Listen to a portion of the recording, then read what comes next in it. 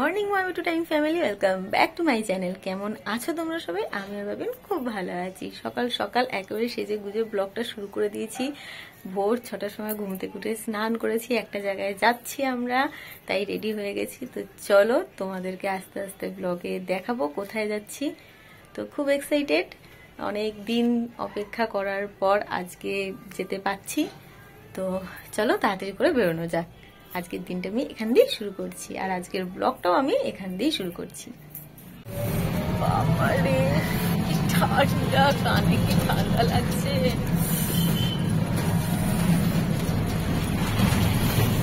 টোটোতে উঠে স্টেশন যাওয়া হচ্ছে।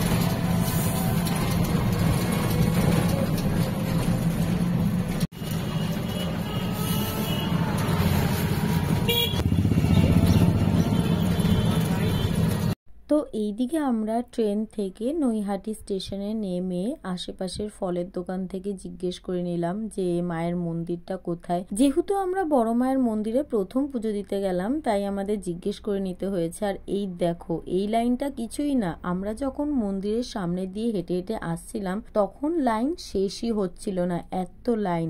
আর এইদিকে বাবিনকে কিছুতেই রাখা যাচ্ছিল না, তাই বাসি কিনে দিই বাবিনকে।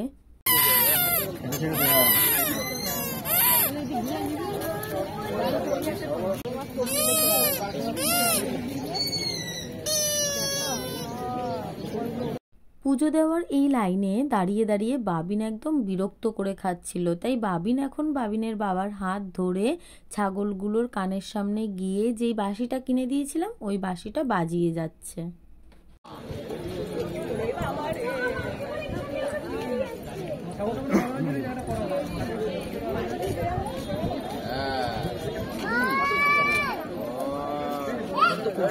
মূর্তিটা হয়ে তারপরে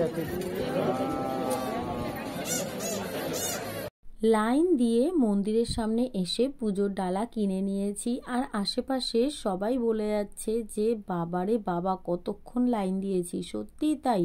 তার মধ্যে আমরা আবার গেছিলাম শনিবার দিন পুজো দিতে। শনি মঙ্গলবার করে তো এমনিই ভিড় হয় মায়ের মন্দিরে। 10টার সময় লাইনে দাঁড়িয়েছি আর বেলা 1টার সময় মন্দিরে প্রবেশ করলাম। মায়ের কাছে পুজো দিতে এসে অনেক অপেক্ষা করার পর মায়ের দর্শন পেলাম। আর যখনই মায়ের মুখটা দেখলাম, কিভাবে জানি না চোখ থেকে জল বেরিয়ে এলো। অনেকক্ষণ ধরে মাকে দেখার আর মায়ের কাছে পুজো দেওয়ার সুযোগ পেয়েছি, তাই মন ভরে মাকে দেখে নিয়েছি। আর আমার সব ইচ্ছে পূরণের দায়িত্বটা মাকে দিয়ে এসেছি। মা যেন আমার সব ইচ্ছেগুলো পূরণ করে। আর এই দিকে পুজো দিয়ে বেরিয়েই আমরা একটু টিফিনটা করে নিলাম, যদিও বা সেটা ব্রাঞ্চ ছিল, কারণ ব্রেকফাস্ট আর লাঞ্চ একসাথেই আমরা করেছি। তো ট্রেন ধরে সোজা বাড়িতে চলে এসেছি। আর বাড়িতে এসেই দেখি মা এই দিকে তক্তি বানাচ্ছে। আর এটা কিন্তু আমার ছোট মামা আমার মায়ের কাছে আবদার করেছিল, তাই বাড়িতে এসে সেদিন কিন্তু আমরা নিরামিষ খেয়েছিলাম। দুপুরে একটু রেস্ট নিয়ে বিকালে আবার চলে গেছি সাই বাবার মন্দিরে পুজো দিতে। যেহেতু বরের ছুটি ছিল তাই সুযোগটা আর মিস করতে চাইনি। অনেক দিন ধরেই ভাবছিলাম সাই বাবার মন্দিরে আসবো পুজো দিতে, তাই বাবিনকে নিয়ে চলে এলাম। কোথায়?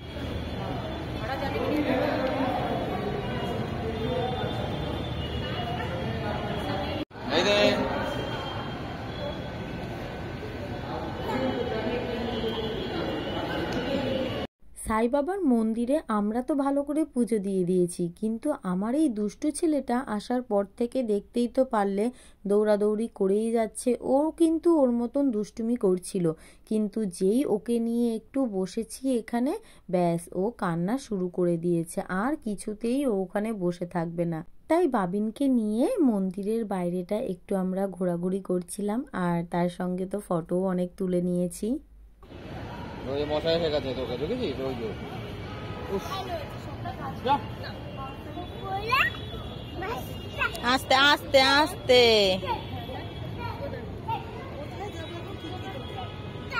ওই দেখ ওখানে লাইটটা দেখ কিরম করছে, দেখ ওইদিকে লাইটটা, যা আয় আয় আয় আয় আয় আয়।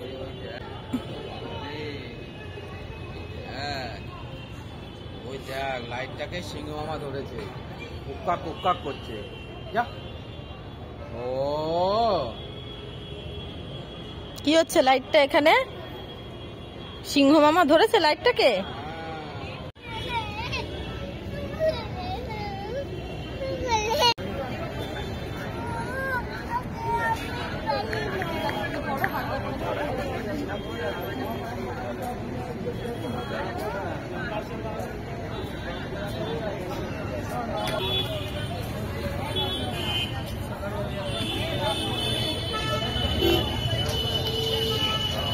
পুজো দিয়ে বাড়িতে এসে এইদিকে চা করে চাটা সবাই একসাথে খেয়ে নিচ্ছি। তো আজকের ব্লগটা এই পর্যন্তই। যদি তোমাদের ভালো লেগে থাকে প্লিজ একটা লাইক কমেন্ট শেয়ার করে দিও, সাবস্ক্রাইব করে পাশে থাকা বেল আইকনটা ক্লিক করে দিও।